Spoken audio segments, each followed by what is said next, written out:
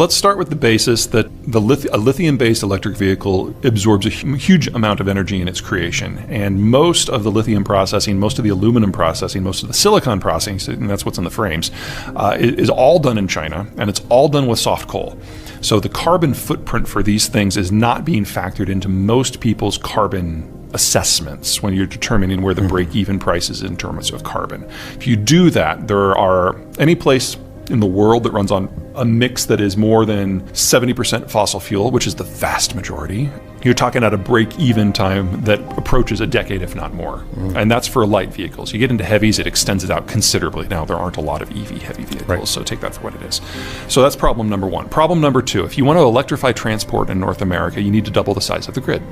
That would obviously be a challenge. Double the size. Yeah, so what we've done in the last 150 years, double that in the next 7. So both of these things are things that politically you can ignore if you want to, and you can throw enough money at it to make it happen. It doesn't make them impossible, just makes them perhaps not the best idea.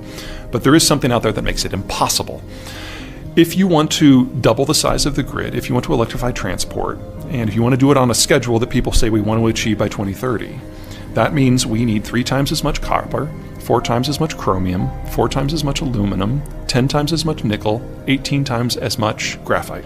Never in human history have we ever doubled our production of any industrial material in a 10-year period, ever. And we're going to do this for 14 materials now? Simultaneously. Right. And we're losing Russian output, and the Russians are a top 4 producer for about half of this stuff. And we're going to lose the processing capacity in China. So this cannot happen with today's technology. It just can't. The stuff isn't there. Does that mean we will walk away from it completely? Not what I'm saying. What I'm saying is we're going to have to make choices about where we want to apply these materials and where we can get the biggest bang for our buck. Now, if this was done purely looking at economics and carbon, I would put wind turbines throughout the Great Plains, including in Alberta. I would put solar in the American Southwest, roughly from central Texas and the Austin-San Antonio corridor, all the way to Los Angeles. Yep.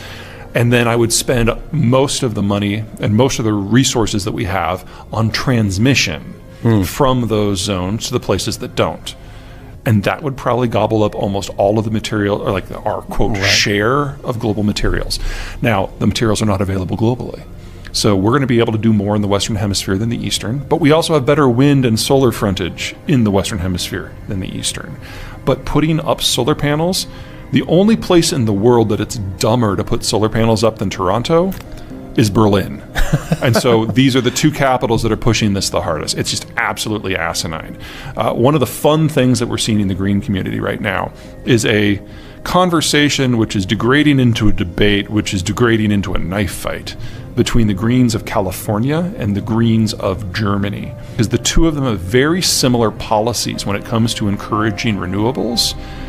The Californians have spent 1/3 as much as the Germans and are getting 5 times the power because the sun doesn't shine in Germany. Yes. But it does in California. This is a conversation they should have had 15 years ago. Basic geography and what it means for technology.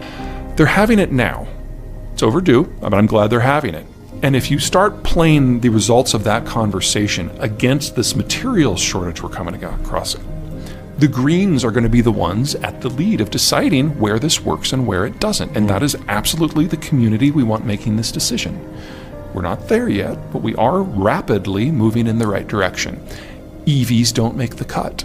You would have to have a green system to manufacture them, and you would have to power them with green, and it would have to be in a society where everyone can charge their cars at the day, which means they're all working night shift. Right. I am unaware of a metro where that exists. So EVs just don't work in a constrained environment. So you focus on generation where generation does well, and then you use transmission to get it to the next tier of cities beyond that zone.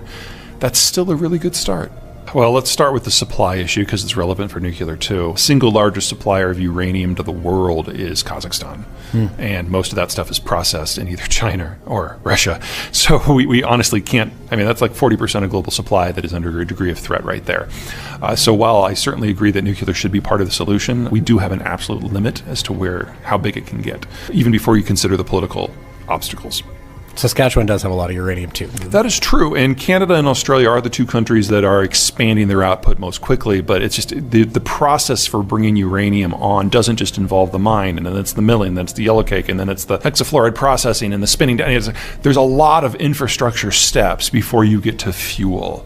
So a really big investment program right now, you're talking minimum 10 years before you actually get the fuel in volume, and that doesn't count the time it takes to build the reactor. So it's a long-term solution if we're going to do it. And then in the United States, at least, we still don't have a fuel disposition program. We have Yucca Mountain, which is still not operational, which is already completely subscribed. And so everyone's basically leaving them in coolant ponds right on site, which is not, in my opinion, a very viable long-term solution. Now, other countries have come up with ways to make it work better. The technology is there, but it would require multiple acts of Congress to push that forward. And the Soviets, not the Russians, the Soviets were very successful in the 60s in encouraging anti-nuclear sentiment throughout the Western world. I mean, honestly, that's where Greenpeace came from. And a lot of that lingers today. And then, of course, every once in a while you have a Chernobyl or a Fukushima, and that doesn't help. It's probably going to take a new technology, of which there are two that are probably about ready for prototype stage. So one of them is called a pebble bed. It's a fourth generation nuclear facility. The French are probably the closest to building it. And the fuel's in pebbles in a bed of insulated material. So even if like everyone shuts down all the safety protocols and like leaves for the weekend, there's not enough uranium in each individual pellet to go into meltdown. So in theory, it's meltdown proof. In theory. You still have to build it. The second one are small modular reactors that you can fit in a container on the back of a truck. And the idea is you can pull that into a decommissioned coal power plant and just hook it up to the electricity system. Right.